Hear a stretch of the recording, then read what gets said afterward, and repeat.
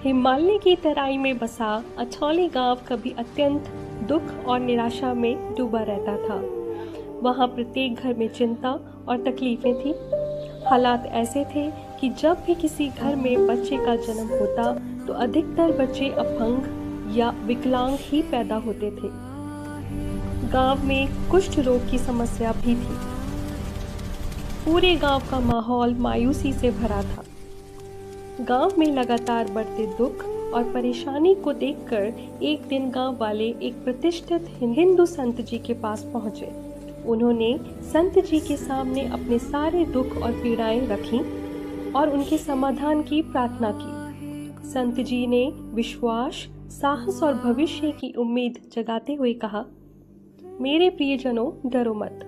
अब वह दिन दूर नहीं जब इस धरती पर स्वयं परमात्मा का एक अद्भुत, तेजस्वी और करुणामय प्रकट रूप हमारे गुरु महाराज पधारेंगे और वे कोई साधारण पुरुष नहीं होंगे बल्कि सचमुच प्रभु स्वरूप होंगे।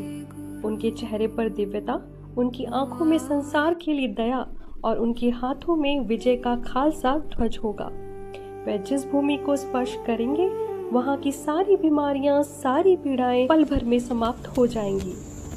तुम्हारा दुख, तुम्हारा डर सब बस उनके दिव्य चरणों की धूल में बिखर जाएगा। गांव वालों के दिल में संत जी की भविष्यवाणी के सच होने की उम्मीद जाग उठी। वे जानना चाहते थे कि ऐसा कभी कोई आएगा क्या, और इसी सोच के साथ वे बेसब्री से उस दिव्य क्षण का इंतजार करने लगे। फिर उसी गांव में एक ऐतिहासिक दिन आया जब गुरु महाराज श्री गुरु गोविंद सिंह जी सफेद घोड़े पर सवार होकर वहां पहुंचे। जैसे ही उनके चरण धरती पर पड़े, गांव में चमत्कारी बदलाव देखने को मिला। पूरा वातावरण दिव्यता और आध्यात्मिक सुंदरता से भर गया। ऐसा प्रतीत हुआ जैसे स्वयं परमात्मा धरती पर अवतरित हो गए हों।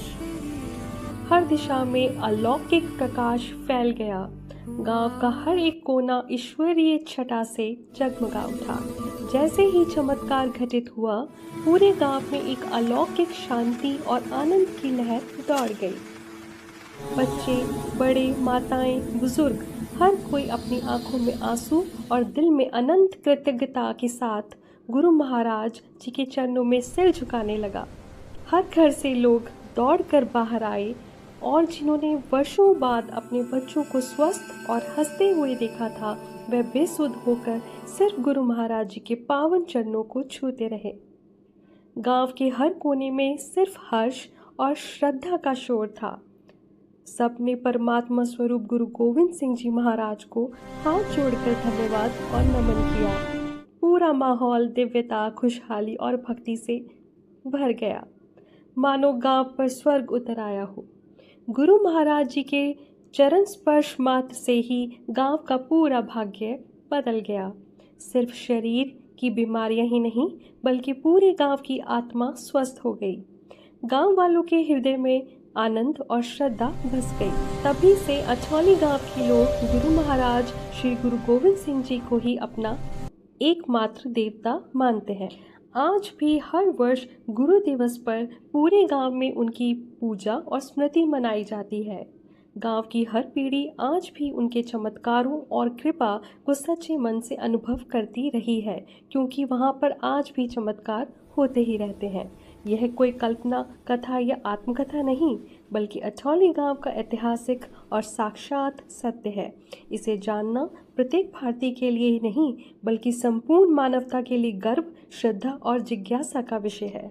ऐसे अद्भुत और दिव्य सत्य को जितना हो सके लोगों तक साझा करें ताकि हमारी विरासत और आस्था का उजाला दूर दूर तक फैले। धन्य गुरु गोविंद सिंह जी महाराज। वाहिगुरु जी का खालसा, वाहिगुरु जी की फतेह।